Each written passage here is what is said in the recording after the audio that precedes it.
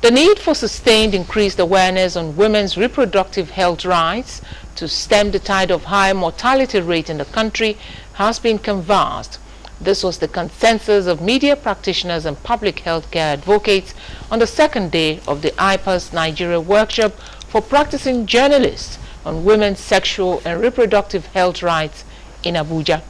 According to resource persons and participants at the workshop,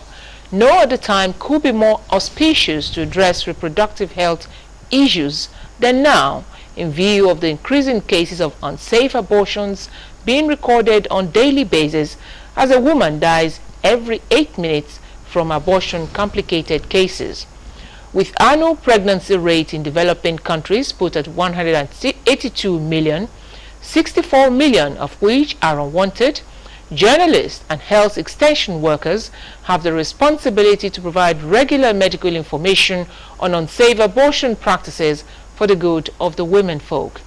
Additional Anidugbe, who is attending the workshop, reports that participants agree that adequate legal framework should be put in place to effectively checkmate the issues of sexual violence and abuse of women's reproductive health rights.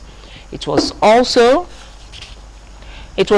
reported at the workshop that about 3,800 rape cases were reported in a period of 3 years in Nigeria, cutting across socio-cultural and age divides, with cases involving minors and the elderly on a steady increase. At the close of the day's session, however, it was unanimously agreed that women's rights were a human rights issue and must be accordingly treated.